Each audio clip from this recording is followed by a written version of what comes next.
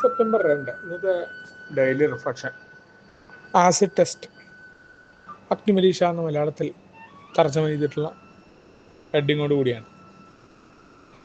ഇപ്പോൾ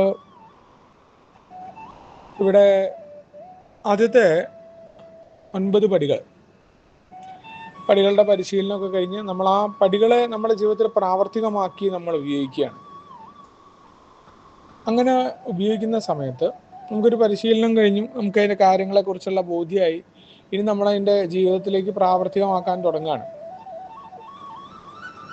one day at A time എന്ന രീതിയിൽ ഓരോ ദിവസവും ജീവിതത്തെ ജീവിതമാകുന്ന രീതിയിൽ നേരിടാനായിട്ട് നമ്മൾ നമ്മളെ ഒരുക്കുന്നു.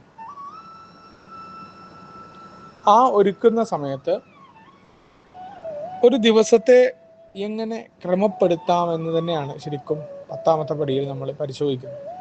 നമ്മൾ വിലയിരുത്തലാണ് എന്ന് പറയുമ്പോഴും 10ാമത്തെ പടി എന്ന് പറഞ്ഞാൽ നമ്മളെ ഒരുക്കിയെടുക്കുന്ന ഒരു സംഭവമാണ്. 10ാമത്തെ പടിയിൽ ആൽക്കഹോളിക്സ് അനോണിമസിന്റെ ജീവിത രീതിയിലൂടെയാണ് നമ്മൾ പോകുന്ന ഒരു ദിവസത്തെ പരിപാടിയാണ്. അപ്പോൾ നമ്മൾ ജീവിത രീതിയിലൂടെയാണ് പോകാൻ തീരുമാനിച്ചിട്ടുള്ളത്.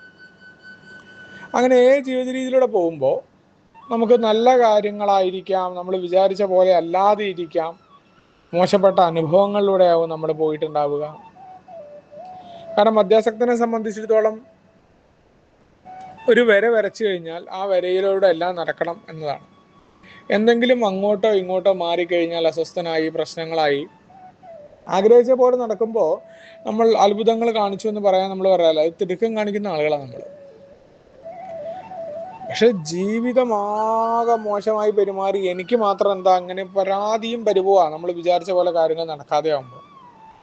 പക്ഷെ ആൽക്കഹോളിക്സ് അനോണിമസിന്റെ ജീവിത രീതി എങ്ങനെയാ?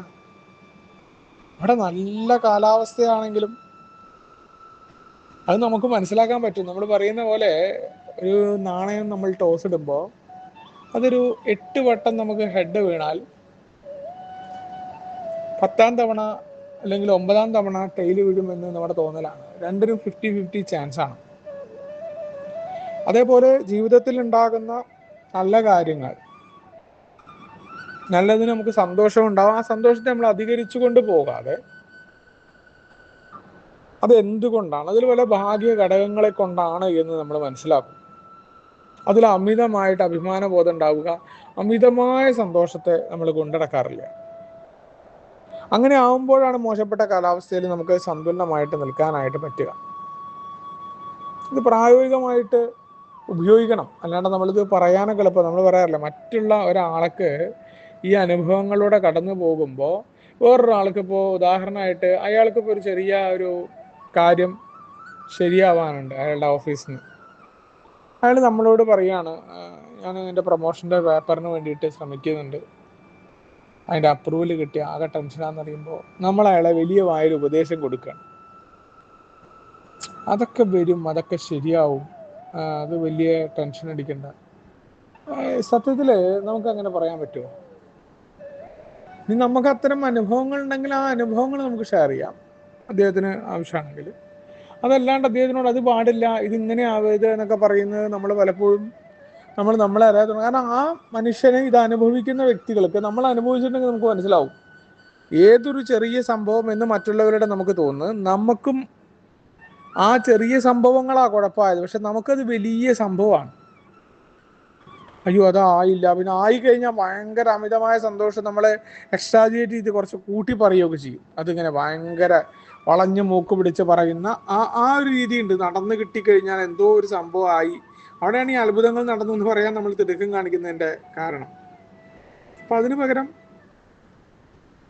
നമ്മൾ പ്രായോഗികമായ ഉപയോഗത്തിലേക്ക് കൊണ്ട് സന്തോഷത്തെ അമിതമായി കൊണ്ടുപോകാതിരുന്നാലാണ് നമുക്ക് ദുഃഖങ്ങളെയും നമുക്ക് നേരിടാനായിട്ട് പറ്റുകയുള്ളൂ.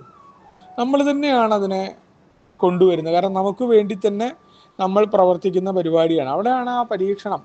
സ്വർണത്തിൻ്റെ മാറ്റി നോക്കുന്ന ആസിഡ് ടെസ്റ്റ് പോലെ നമ്മൾ പടികളിലൂടെ പോയി എന്ന് പറയുന്നത് കൃത്യമായിട്ടാണോ, അല്ലെങ്കിൽ അതിലെന്തെങ്കിലും കുഴപ്പങ്ങളുണ്ടോ, അവിടെയാണ് ചോദിക്കുന്നത്. ആസിഡ് ടെസ്റ്റ് അവിടെയാണ്.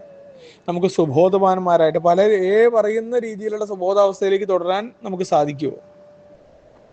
വൈകാരിക സന്തുലനത്തെ പൂർണ്ണമായിട്ട് നിർത്താൻ അമിതമായ സന്തോഷമില്ലാതെ അമിതമായ ദുഃഖമില്ലാതെ നമുക്ക് പറ്റുമോ? അതല്ല വിചാരിച്ച പോലെ കാര്യങ്ങൾ നടക്കുമ്പോൾ ചുള്ളിച്ചാടിയിരിക്കുക, അല്ലാത്തപ്പോൾ ഒരു മൂലയിൽ പോയിട്ടിരിക്കുക, ഈ പരിപാടിയില്ല. സാഹചര്യം എന്തു ആയിക്കോട്ടെ, എത്ര മോശമായിക്കോട്ടെ, സതുദ്ദേശത്തോടു കൂടി ജീവിക്കാൻ പറ്റുന്നു. ഇനി എല്ലാം നല്ല രീതിയിൽ നടന്നോട്ടെ, അഹങ്കാരം കാണിക്കാതെ അവിടെയും സതുദ്ദേശത്തോടു കൂടി നിൽക്കാനായിട്ട് എനിക്ക് സാധിക്കും. ഇതെല്ലാം വേണമെന്നുണ്ടെങ്കിൽ നമുക്കറിയാം, നമ്മൾ മൂന്നാമത്തെ പടിയിലായിരിക്കണം ജീവിതത്തെ ജീവിതമാകുന്ന രീതിയിലേക്ക് നേരിടാൻ, അല്ലെങ്കിൽ അതിലേക്ക് ടേൺ ചെയ്യാനുള്ള തീരുമാനം എടുത്തിട്ടുണ്ടായിരിക്കണം. അവിടെ വിട്ടുകൊടുക്കാൻ തന്നെ നമുക്ക് സാധ്യമല്ല എന്നുള്ള ബോധ്യത്തിലാണ് നമ്മൾ നമ്മുടെ ആസ്തികളും ബാധ്യതകളും നമ്മൾ വിലയിരുത്തുന്നത്. അപ്പൊ ഇത് പത്താമത്തെ പടിയിൽ ഇവിടെ നമ്മളെന്താണ്, ഓരോ ദിവസവും ഉണ്ടാകുന്ന കാര്യങ്ങൾ, ഈ പറയുന്ന പടികൾ മുഴുവൻ തന്നെ 4 തൊട്ട് 9 വരെയുള്ള പടികൾ ജീവിതത്തിന്റെ ഭാഗമാണ്. 4-ാം പടിയിൽ രീതിശാസ്ത്രമാണ് നമ്മൾ ഉപയോഗിക്കുക. അപ്പൊ നമുക്ക് എന്തൊക്കെ ആസ്തിയുണ്ട്, എന്തൊക്കെ ബാധ്യത ഉണ്ട്, ഇത് തുടർച്ചയായിട്ട് വിലയിരുത്തുകയാണ്. നമുക്ക് അതിനെക്കുറിച്ചുള്ള അവബോധം 4-ാം പടി തന്നിട്ടുണ്ട്. നമ്മൾ പഴയ കാലത്ത് ശുചീകരിച്ചിട്ടുണ്ട്. ഇനി അതാത് ദിവസങ്ങൾ നമുക്കൊരു സുപ്രഭാതത്തിൽ മാറാൻ പറ്റില്ല, നമുക്ക് ഓരോ പ്രശ്നങ്ങൾ ഉണ്ടാവും. ആ ദിവസത്തിൽ എന്തൊക്കെ ആസ്തിയുണ്ട്, എന്താണ് ബാധ്യത, അപ്പോൾ അത് വിലയിരുത്തുമ്പോൾ എന്താ ഉണ്ടാവുക, ഈ മാർഗത്തിലൂടെ എങ്ങനെയാണ് വളർച്ച നമുക്ക് ഇങ്ങനെ നമ്മളറിയും. കഴിഞ്ഞ വർഷത്തെ പോലെ ആവില്ല. പല കാര്യങ്ങളും നമ്മൾ ഇടപെട്ടിരുന്ന നമ്മുടെ സ്വഭാവ ദൂഷ്യങ്ങൾ നമ്മൾ മാറി, അത് നമ്മുടെ വളർച്ചയാണ്. അതോടൊപ്പം തന്നെ നമ്മുടെ ജീവിതത്തിലേക്ക് എങ്ങനെ മുന്നേറാൻ പറ്റുമെന്നതിനെ പഠിക്കുക. നമ്മുടെ പഠനം എന്തിനാണ്, നമുക്ക് എങ്ങനെ ജീവിതത്തെ ഈ പറയുന്ന രീതിയിലേക്ക് മുന്നോട്ട് കൊണ്ടുപോകുക, ജീവിതത്തെ ഏത് അവസ്ഥയിലാണെങ്കിലും അതിനെ സ്വീകരിക്കാൻ നമ്മളെ ഒരുക്കിയെടുക്കുക, അതാണ് ആ പഠനം. അതിനുള്ള യഥാർത്ഥമായ ആഗ്രഹം എനിക്ക് ഉണ്ടാവേണ്ടതുണ്ട് എന്നുള്ളതാണ്. എങ്ങനെ, എൻ്റെ ആസ്തികൾ എന്തൊക്കെയാണ്, എൻ്റെ ബാധ്യതകൾ എന്തൊക്കെയാണ്, എനിക്ക് എന്തൊക്കെ ഉണ്ട്, എന്തൊക്കെ കുഴപ്പങ്ങളുണ്ട്, ഇത് തുടർച്ചയായിട്ട് വിലയിരുത്തണം. കാരണം ഞാനൊന്ന് മനസ്സിലാക്കിയിട്ടുണ്ട്, എൻ്റെ ഒപ്പം തന്നെ ഉണ്ട് എൻ്റെ സ്വഭാവം, അത്ര പെട്ടെന്ന് മാറുന്നല്ല. പക്ഷേ ജീവിത രീതിയിലൂടെയാണ് ഞാൻ പോകുന്നത്. അപ്പം ആ ജീവിത രീതിയിലൂടെ പോകാൻ എന്ത് ചെയ്യണം, വളരണം. അതേപോലെ ആ ജീവിത രീതി പ്രായോഗികമായിട്ടുള്ള പഠനം നടത്തണം. അതിനുള്ള യഥാർത്ഥമായ ആഗ്രഹം എനിക്ക് വേണം. അപ്പം അങ്ങനെ ആകുമ്പോൾ എന്താണ്, കടുത്ത മറ്റുള്ള ആളുകളെ നടത്തുന്ന രീതിയിലുള്ള ആത്മവിശകലനം, ഞാൻ എന്നെ വിശകലനം, നമ്മൾ മറ്റുള്ളവരുമായിട്ട് താരതമ്യം ചെയ്തുകൊണ്ടല്ല, വേറെ ആരെയും കമ്പയർ ചെയ്തുകൊണ്ടല്ല, ഞാൻ എൻ്റെ വിശകലനം നടത്തണം, എന്നെ തന്നെ വിമർശിക്കണം. എൻ്റെ കുറ്റങ്ങൾ മറ്റൊരാൾ കണ്ടെത്തുന്നതിന് മുന്നേ ഞാൻ തന്നെ കണ്ടെത്തണം. സ്വയം സഹതാപത്തിലേക്കല്ല, മാറ്റുവാൻ വേണ്ടിയിട്ടാണ് ഈ കണ്ടെത്തൽ.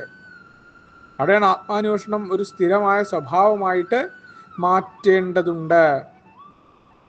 അങ്ങനെയല്ലാത്ത പക്ഷം നമുക്ക് തെറ്റുകൾ തിരുത്താൻ പറ്റില്ല. നമ്മൾ ജീവിതത്തിൽ ഉണ്ടായിക്കൊണ്ടിരിക്കുന്ന കാര്യങ്ങൾക്ക് മറ്റുള്ളവരെ പഴി പറയുന്നതും, നമ്മുടെ സാഹചര്യങ്ങളെ പഴി പറയുന്ന ഉത്തരവാദിത്തങ്ങളൊക്കെ മറ്റുള്ള പല വസ്തുക്കൾ കാരണമാണ് നമുക്ക് സന്തോഷമില്ലാത്ത പറയാനുള്ള തിടുക്കങ്ങൾ നമ്മൾ കാണിക്കും. നമുക്ക് ക്ഷമയുണ്ടാവില്ല. ക്ഷമയോടുകൂടിയുള്ള തുടർച്ചയായ പ്രവർത്തനങ്ങൾ ഇതിലേക്ക് നമ്മൾ കടന്നു വരണം.